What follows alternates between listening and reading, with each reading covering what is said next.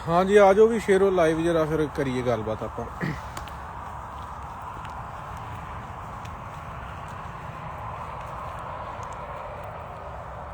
Share कर दियो video ਵੱਧ ਤੋਂ ਵੱਧ फिर करते हैं।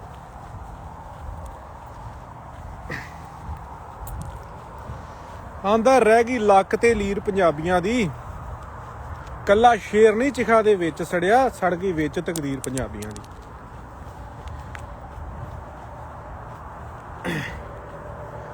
सिखां नूं सिखां दी शक्ति दा अंदाजा नहीं हुंदा, कई वारी भुल जाने आपां, पर दुश्मनां नूं तुहाडी शक्ति दा तुहाडे नालों वध अंदाजा है।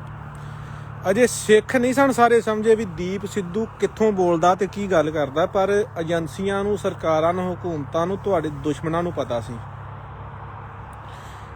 उन्हां ने उस आवाज़ नूं दबाउण लई कि जिहड़ा बंदा अमरगढ़ हलके दे विच 3 दिनां दे विच हवा बदल के रख सकदा है, वो आउण वाले 5 सालां दे विच कौम दी तकदीर बदल दूगा। और तुसीं तरीका वेखो,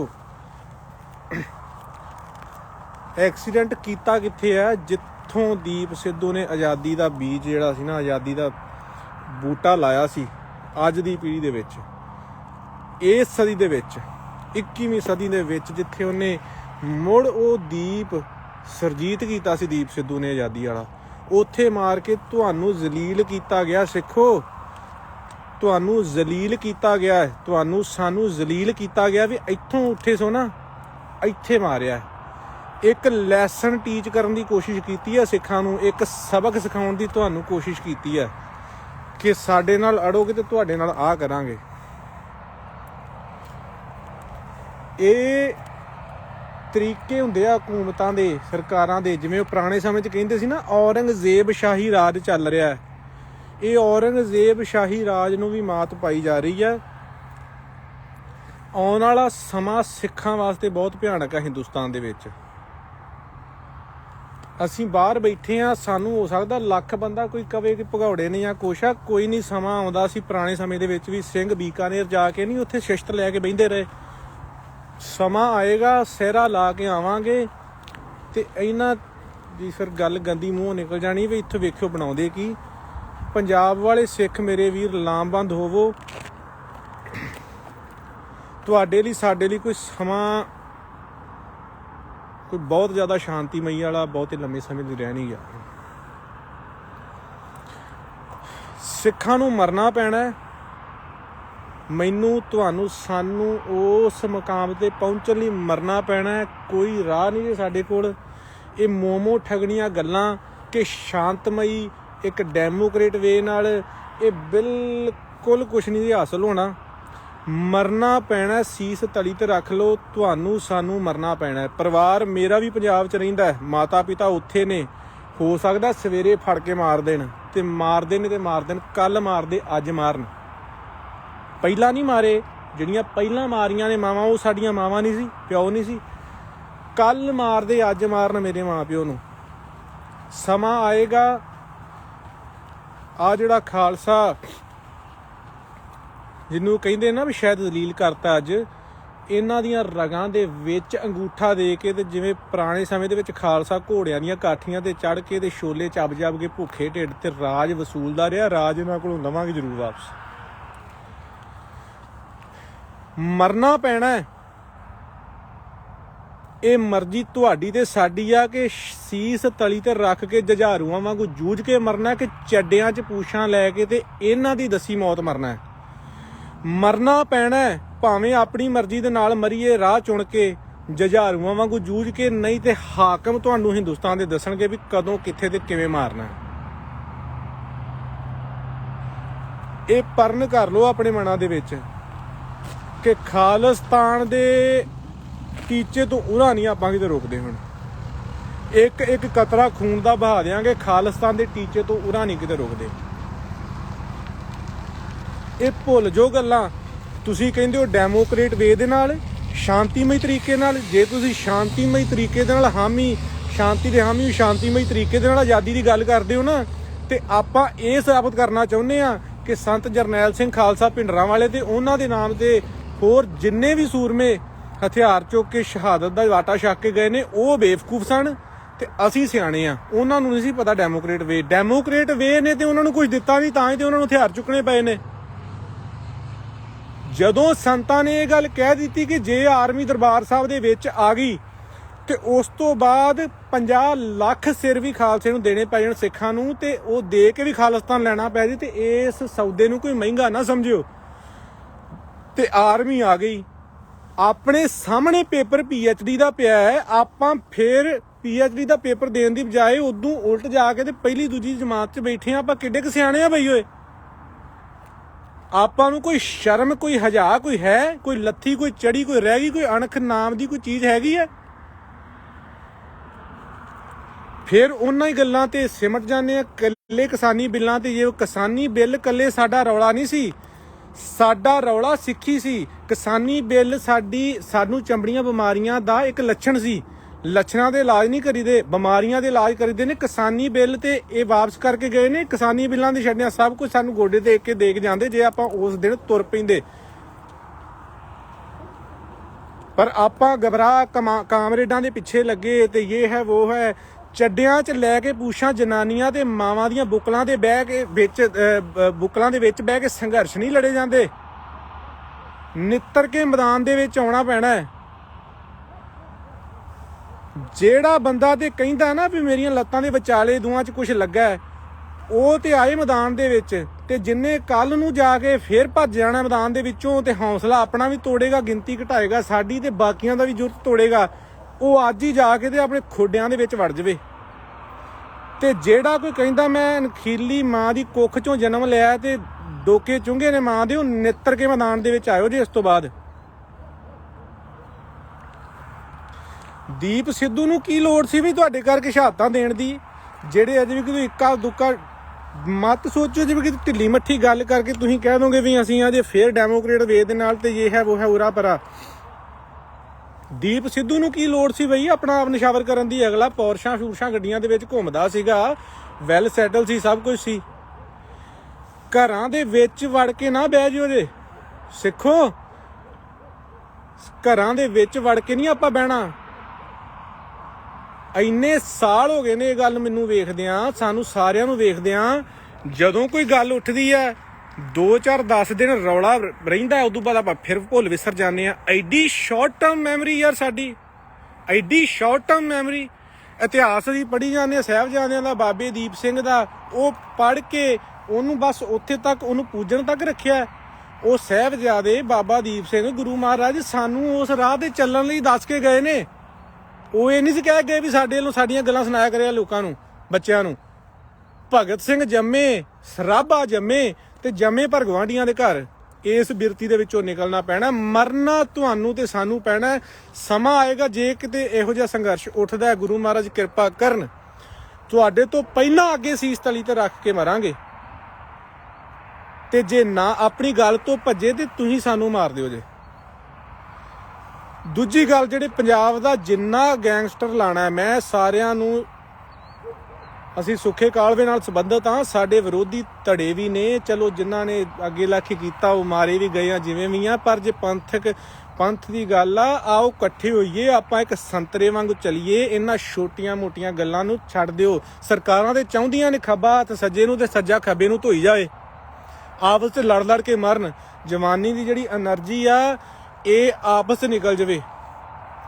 ਇਹ ਨਹੀਂ ਕਰਨਾ ਆਪਾਂ ਹੁਣ। ਛੱਡ ਦਿਓ ਗੱਲਾਂ ਸਾਰੀਆਂ ਪੁਰਾਣੀਆਂ। ਜਿੰਨੇ ਵੀ ਤੁਸੀਂ ਗੈਂਗਸਟਰ ਬੰਦੇ, ਜਿੰਨੇ ਜੇਲ੍ਹਾਂ 'ਚ ਬੰਦ ਨੇ, ਫਰਾਰ ਨੇ, ਪਤਾ ਤੁਹਾਨੂੰ ਵੀ ਹੈ ਤੇ ਪਤਾ ਮੈਨੂੰ ਵੀ ਹੈ ਸਰਕਾਰ ਦੀ ਕਿਹੜੀ ਗੋਲੀ ਤੇ ਤੁਹਾਡਾ ਨਾਂ ਲਿਖਿਆ। ਮਰਨਾ ਸਾਰਿਆਂ ਨੇ ਹੀ ਹੈ। ਤੇ ਆਓ, ਜੇ ਜੂਝਣਾ ਹੀ ਹਥਿਆਰ ਤੁਹਾਡੇ ਕੋਲ ਨੇ, ਅਣਖ ਤੇ ਗੈਰਤ ਤੁਹਾਡੇ ਕੋਲ ਆ, ਤੇ ਵੇਖੋ ਆਪਣੇ ਫਿਰ ਗੁਰੂ ਵੱਲ, ਆਪਣੇ ਗੁਰੂ ਵੱਲ ਵੇਖੋ। ਗੁਰੂ ਕਲਗੀਧਰ ਦਸ਼ਮੇਸ਼ ਪਿਤਾ ਮਹਾਰਾਜ ਵੱਲ ਕੀ ਕੀਤਾ ਉਹਨੇ ਫਿਰ। ਆਓ ਹਿੰਦ ਸਰਕਾਰ ਨੂੰ ਸਿੱਧੇ ਹੋ ਕੇ ਲਲਕਾਰੀਏ ਫਿਰ ਇੱਕ ਵਾਰੀ। ਲਾਮਬੰਦ ਹੋਵੋ, ਕਰ ਜੋ ਕੁਛ ਇਹੋ ਜਿਹਾ ਵੀ ਤੁਹਾਡਾ ਰਹਿੰਦੀ ਦੁਨੀਆ ਤੱਕ ਰਹਿੰਦਾ ਨਾਮ ਰਹਿ ਜਾਏਗਾ। ਨਹੀਂ ਤੇ ਲੋਕਾਂ ਨੇ ਗਾਲੀ ਗਲੋਚ ਤੇ ਨੇਤਾ ਪ੍ਰਤੀ ਕਰੀ ਜਾਂਦੇ ਨੇ ਗੈਂਗਸਟਰਾਂ ਨੂੰ। ਜੇ ਮਾੜੀ ਮੋਟੀ ਕੋਈ ਰੱਤੀ ਮਨ ਚ, ਕੋਈ ਮਾੜੀ ਮੋਟੀ ਤੁਹਾਡੇ ਚ ਅਣਖ ਬਚੀ ਆ ਨਾ, ਤੇ ਆ ਜੇ ਦੋ ਬੰਦੇ, संत जरनैल सिंह खालसा पिंड राणा ते इधर आ दीप सिद्धू। दो मरजी वड़े, एक 20वीं सदी का ते 21वीं सदी का। ते आओ तुरो इस राह ते। ये भुल जो मेरी गल कि डेमोक्रेट वे नाल ते चड्डियां च लैके पूछां आपां भज जांगे ते सरकार सानू बख्शदी कि मरना सानू हुण पैना है। परिवारां दे मोह त्याग दिओ, मरना सानू पैना है। जहार वांगू रण तत्ते च मरना है कि उन्हां दी दित्ती मौत मर जाना है। तुहाडे सामने तुहाडे फैसला तुहाडा है।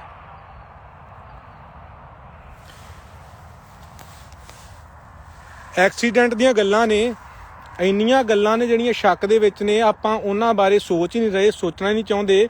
ਪਤਾ ਨਹੀਂ ਕੀ ਗੱਲ, ਐਡੀ ਇੰਟੈਲੈਕਚੁਅਲ ਕੌਮ ਗੁਰੂ ਕਲਗੀਧਰ ਦਸ਼ਮੇਸ਼ ਪਿਤਾ ਮਹਾਰਾਜ ਨੇ ਸਾਜੀ ਸੀ ਤੇ ਆਪਾਂ ਐਡੇ ਨਲਾਇਕ ਹੋ ਗਏ ਆ, ਕਿਸੇ ਦੀ ਗੱਲ ਸੁਣਨ ਨੂੰ ਤਿਆਰ ਨਹੀਂ ਗਏ।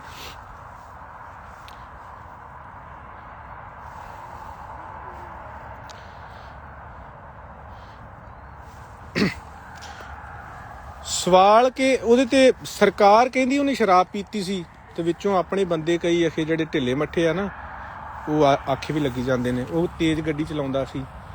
ਕੋਈ ਆ ਦਿਮਾਗ ਨਾਮ ਦੀ ਚੀਜ਼ ਦੀ ਵਰਤੋਂ ਕਰਿਆ ਕਰੋ। ਗੱਡੀ ਤੇਜ਼ ਕਿਉਂ ਚਲਾਉਣੀ ਪਏਗੀ? ਪੜ੍ਹਿਆ ਲਿਖਿਆ ਵਕੀਲ ਬੰਦਾ ਹੈ। ਹੁਣ ਮੈਂ ਤੁਹਾਨੂੰ ਉਦਾਹਰਨ ਦੇ ਕੇ ਸਮਝਾਉਣਾ। ਮੰਨ ਲਓ ਮੈਂ ਆ ਤੇ ਮੇਰੇ ਨਾਲ ਇੱਕ ਬੰਦਾ ਹੈ, ਦੋਵਾਂ ਨੂੰ ਅਰੈਸਟ ਕਰ ਲਿਆ ਸਰਕਾਰ ਨੇ, ਏਜੰਸੀਆਂ ਨੇ। ਕੋਈ ਇਨਵੈਸਟੀਗੇਸ਼ਨ ਨਹੀਂ, ਕੋਈ ਪੁੱਛਤਾਛ ਨਹੀਂ। 8-10 ਘੰਟੇ ਜਾਂ 1-2 ਦਿਨ ਬਿਠਾ ਕੇ ਫੋਨ ਉਹਦਾ ਵਾਪਸ ਫੜਾ ਕੇ ਆਂਦੇ ਵੀ ਜਾ ਤੂੰ ਜਾ। ਤੇ ਜੇ ਮੈਂ ਹੋਊਗਾ, ਮੈਂ ਨਾਲ ਦੇ ਨੂੰ ਉਹਨਾਂ ਨੂੰ ਪੁੱਛੂੰਗਾ ਮੇਰੇ ਨਾਲ ਇੱਕ ਹੋਰ ਬੰਦਾ ਫੜਿਆ ਸੀ, ਉਹ ਕਹਿੰਦੇ ਕੋਈ ਨਹੀਂ ਤੈਨੂੰ ਦੱਸ ਦਿਆਂਗੇ, ਤੂੰ ਜਾ। ਤੇ ਮੇਰਾ ਸਭ ਤੋਂ ਪਹਿਲਾਂ ਮੈਂ ਨਿਕਲ ਕੇ ਉਹਨੂੰ ਫੋਨ ਕਰੂੰਗਾ, ਤੂੰ ਕਿੱਥੇ ਆ। ਤੇ ਉਹ ਬੰਦਾ ਬਿਠਾਇਆ ਹੋਵੇ ਬੰਦੂਕ ਦੀ ਨੋਕ ਤੇ, ਗਨ ਪੁਆਇੰਟ ਤੇ ਉਹਦੇ ਕੋਲੋਂ ਮੈਨੂੰ ਕਹਾਇਆ ਜਾਏ ਵੀ ਤੂੰ ਫਲਾਣੀ ਜਗ੍ਹਾ ਆ ਜਾ ਫਟਾਫਟ, ਤੈਨੂੰ ਮੈਂ ਮਿਲ ਕੇ ਦੱਸਣਾ ਮੇਰੇ ਨਾਲ ਬੜੀ ਬੁਰੀ ਬਣੀ ਆ। ਤੇ ਮੈਂ ਸ਼ੂਟ ਵੱਟ ਕੇ ਜਾਊਂਗਾ।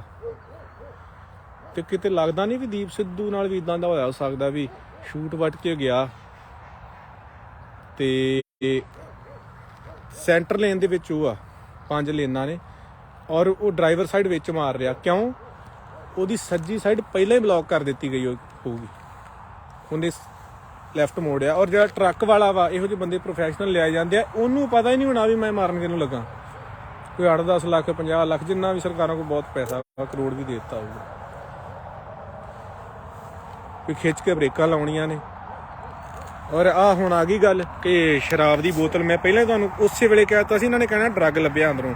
ਉਹ ਤੇ ਗੱਡੀ 'ਚੋਂ ਟੈਂਕ ਵੀ ਕੱਢ ਸਕਦੇ ਨੇ। ਦੀਪ ਸਿੱਧੂ ਦੀ ਗੱਡੀ ਟੈਂਕ ਲਈ ਫਿਰਦਾ ਸੀ, ਪਰ ਆਪਾਂ ਮੰਨਣਾ ਨੀਗਾ, ਆਪਾਂ ਆਪਣੀ ਬੁੱਧੀ ਤੋਂ ਕੰਮ ਲੈਣਾ। ਇਹ ਇੱਕ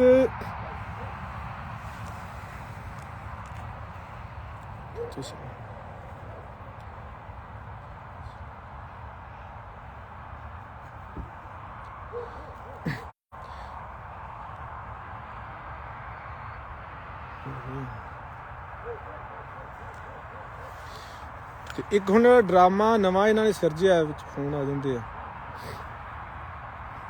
ਇੱਕ ਨਵਾਂ ਜਿਹੜਾ ਡਰਾਮਾ ਸਿਰਜਣ ਦੀ ਕਰਦੇ ਆ ਵੀ ਡਰਾਈਵਰ ਫੜ ਲਿਆ ਜੀ, ਉੱਤੇ ਪਰਚਾ ਦਰਜ ਕਰ ਦਿੱਤਾ। ਅੱਛਾ, ਇਸ ਗੱਲ ਤੇ ਵੀ ਬਾਅਦ ਚ ਆਉਂਦੇ ਆ, ਇਦੋਂ ਪਿੱਛੇ ਚਲੇ ਜਾਓ। ਕੱਲ ਉਹ ਜਦੋਂ ਪੁਲਿਸ ਵਾਲਿਆਂ ਨੇ ਪੁੱਛਿਆ, ਇੱਕ ਕਿਸੇ ਪ੍ਰੈਸ ਰਿਪੋਰਟਰ ਨੇ ਵੀ ਗੱਡੀ ਦੇ ਉੱਥੇ ਟਾਇਰਾਂ ਦੇ ਨਿਸ਼ਾਨ ਨੇ ਬ੍ਰੇਕ ਮਾਰਨ ਦੇ, ਉਹ ਕਹਿ ਰਿਹਾ ਵੀ ਇਹ ਗੱਡੀ ਦੇ ਨਿਸ਼ਾਨ ਆ ਦੀਪ ਸਿੱਧੂ ਦੀ ਗੱਡੀ ਦੇ।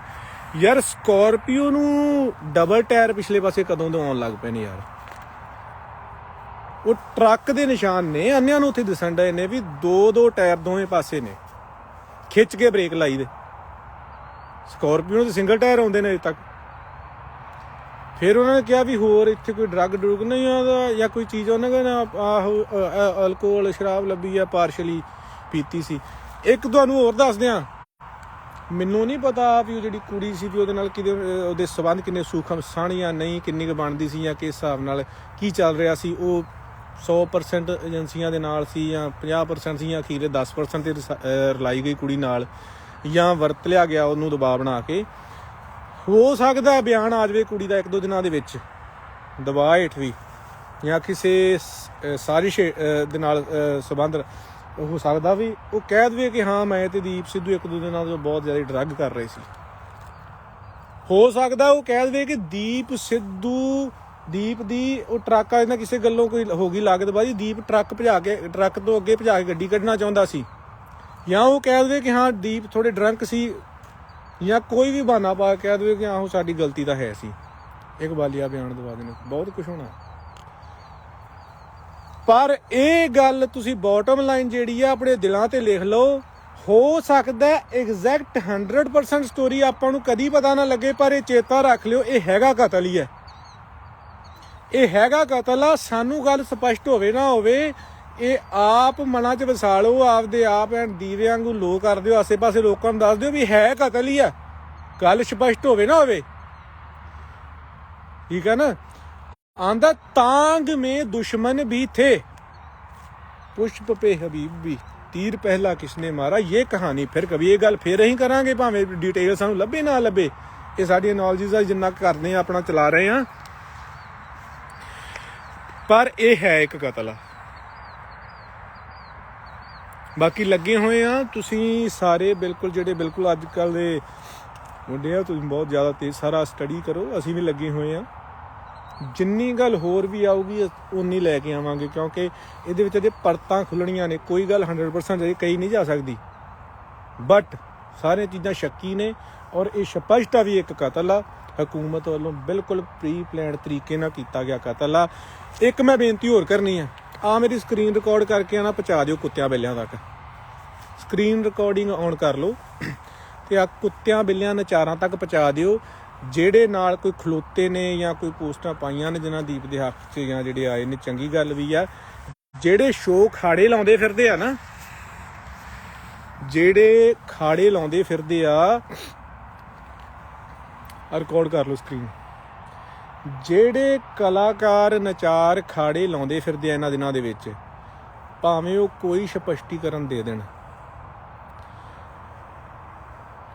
ਜਿੱਦਣ ਤੁਹਾਨੂੰ ਕਿਤੇ ਟੱਕਰਨ ਛੱਤਰ ਪਰੇਡ ਨਹੀਂ ਕਰਨੀ, ਕਿਉਂਕਿ ਇਸ ਵੇਲੇ ਉਹਨਾਂ ਨਾਲ ਆਪਣੀ ਲੜਾਈ ਨਹੀਂ ਗੀ। ਇਹ ਤੇ ਸਹੀ ਨਾਲ ਛੱਤਰ ਮਾਰਨ ਵਾਲੀ ਛੱਤਰ ਨਾਲ ਸਾਇਆ ਮਾਰਨ ਵਾਲੀ ਗੱਲ ਆ, ਜਿੱਦਣ ਮਰਜ਼ੀ ਢਾਲਾਂਗੇ। ਇਹਨਾਂ ਨਾਲ ਆਪਣੀ ਲੜਾਈ ਨਹੀਂ ਤਾਂ ਵਿਚਾਰੇ ਕਾਦੇ ਆ, ਆਪਣੀ ਲੜਾਈ ਸੈਂਟਰ ਨਾਲ ਆ।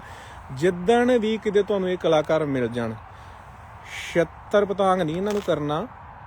ਤੁਸੀਂ ਜਿਹਦੇ ਕੋਲ ਸਰਦਾ ਪੁੱਜਦਾ 10 5 ਰੁਪਈਏ 100 1000 ਰੁਪਈਆ ਇਹਨਾਂ ਨੂੰ ਦਿਓ ਯਾਰ ਰੋਟੀ ਪਾਣੀ ਲਈ। ਇਹਨਾਂ ਦਾ ਸਰਦਾ ਨਹੀਂ ਨਾ ਵਿਚਾਰਿਆਂ ਦਾ, ਇਹਨਾਂ ਨੇ ਵੇਖਿਆ ਜੂ ਨਾ ਹੋਇਆ ਕੁਛ, ਨਾਮ ਹੀ ਮੈਂ ਲੈਣਾ ਕਿਸੇ ਦਾ। ਜਿੰਨੇ ਵੀ ਕੁੱਤੇ ਬਿੱਲੇ ਉਹ ਜਿਹੜੇ ਅੱਜ ਇਹਨਾਂ ਦੇ ਨਾਲ ਸ਼ੋਅ ਆ ਰਹੇ, ਇਹਨਾਂ ਨੂੰ ਕੁੱਤੇ ਬਿੱਲੇ ਹੀ ਕੰਸੀਡਰ ਕਰਨਾ ਵਾ। ਇਹਨਾਂ ਨੂੰ 100 50 10 20 ਜਿੰਨਾ ਵੀ ਹੋ ਸਕਦਾ ਸਰਦਾ ਪੁੱਛਦਾ ਜ਼ਰੂਰ ਇਹਨਾਂ ਦੀ ਝੋਲੀ 'ਚ ਪਾਓ। ਕੋਈ ਰਾਸ਼ਨ ਰੂਸ਼ਨ ਇਹਨਾਂ ਦੇ ਘਰ ਥੁੜਦਾ ਹੋਵੇ, ਕਿਉਂਕਿ ਇਹਨਾਂ ਵੇਖਿਆ ਜੂ ਨਾ ਹੋਇਆ ਕੁਛ। ਇਹਨਾਂ ਦੇ ਸ਼ੋਅ ਜਿਹੜੇ ਆ ਦੀਪ ਸਿੱਧੂ ਦੇ ਖੂਨ ਦੇ ਕਤਰਿਆਂ ਨਾਲੋਂ ਜ਼ਿਆਦਾ ਮਹਿੰਗੇ ਨੇ ਨਾ।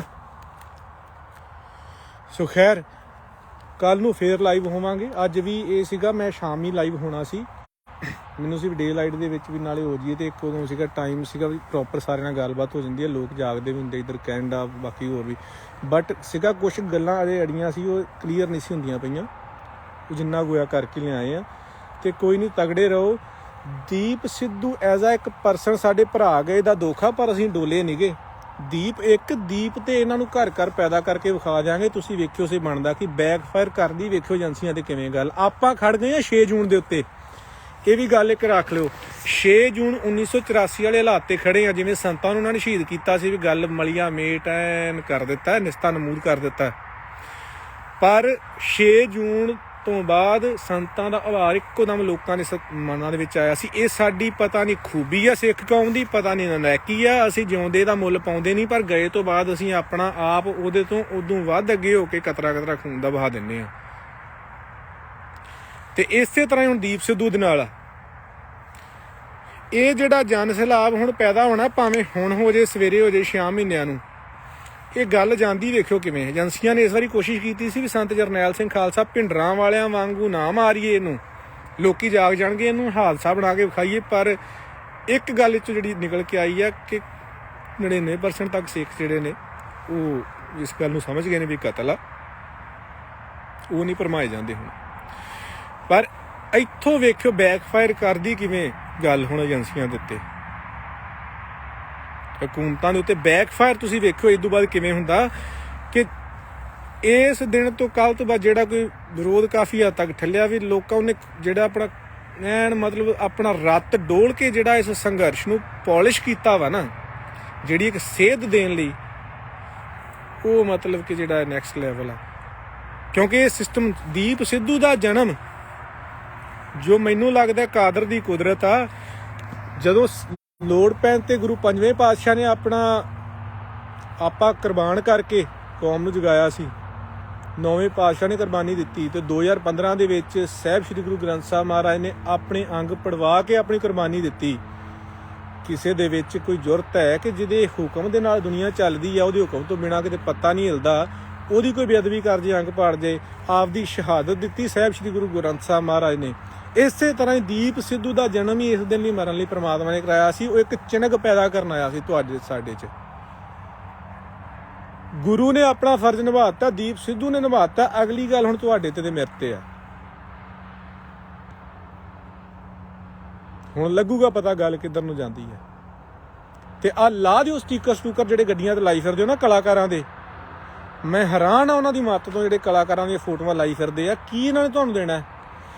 ਤੁਹਾਡਿਆਂ ਦਿਲਾਂ 'ਚ, ਤੁਹਾਡਿਆਂ ਦਿਮਾਗਾਂ 'ਚ, ਤੁਹਾਡੀਆਂ ਗੱਡੀਆਂ ਮੋਟਰਸਾਈਕਲਾਂ ਤੇ ਕੱਪੜਿਆਂ ਦੇ ਉੱਤੇ ਫੋਟੋ ਹੋਣੀ ਚਾਹੀਦੀ ਹੈ। ਤੇ 20ਵੀਂ ਸਦੀ ਦੇ ਮਰਦ ਜਰਨੈਲ ਸੂਰੇ ਸੰਤ ਜਰਨੈਲ ਸਿੰਘ ਖਾਲਸਾ ਭਿੰਡਰਾਂ ਵਾਲੇ ਦੀ ਹੋਵੇ, ਤੇ ਜਾਂ ਫਿਰ ਅਣਖ ਤੇ ਗੈਰਤ ਦੇ ਮੁਜੱਸਮੇ ਤੇ 21ਵੀਂ ਸਦੀ ਦਾ ਜਿਹੜਾ ਯੁੱਗ ਪੁਰਸ਼ ਹੋ ਗੁਜ਼ਰਿਆ ਦੀਪ ਸਿੱਧੂ, ਜਾਂ ਉਹਦੀ ਤੁਹਾਡੇ ਝੱਗਿਆਂ ਤੇ ਗੱਡੀਆਂ ਦੇ ਫੋਟੋ ਦਿਸੇ। ਇਸ ਤੋਂ ਬਾਅਦ ਜੇ ਕੋਈ ਫੋਟੋ ਕਿਸੇ ਹੋਰ ਦੀ ਦਿਸੇਗੀ ਤੇ ਮੈਂ ਪੰਥ ਦੇ ਨਾਲ ਬਹੁਤ ਨਾਰਾਜ਼ ਹਾਂ, ਮੈਨੂੰ ਰੰਜ ਹੈ। ਤੇ ਬਾਕੀ ਆਪਾਂ ਕੱਲ ਨੂੰ ਇੱਕ ਵਾਰ ਲਾਈਵ ਹੋ ਕੇ ਫਿਰ ਗੱਲ ਕਰਾਂਗੇ। ਜਿੰਨੇ ਜਿੱਥੇ ਡਾਟਸ ਕਨੈਕਟ ਹੁੰਦੇ ਨੇ, ਗੱਲ ਤੁਹਾਡੇ ਕੋਲ ਨਿਕਲਦੀ ਕੱਢ ਕੇ ਲਿਆਓ। ਅਸੀਂ ਵੀ ਲੱਗੇ ਹਾਂ ਤੇ ਵੇਖਦੇ ਹਾਂ ਮਾਰੇ ਕਿੱਧਰ ਨੂੰ ਗੱਲ ਕਰਦੇ ਨੇ। ਵਾਹਿਗੁਰੂ ਜੀ ਕਾ ਖਾਲਸਾ, ਵਾਹਿਗੁਰੂ ਜੀ ਕੀ ਫਤਿਹ।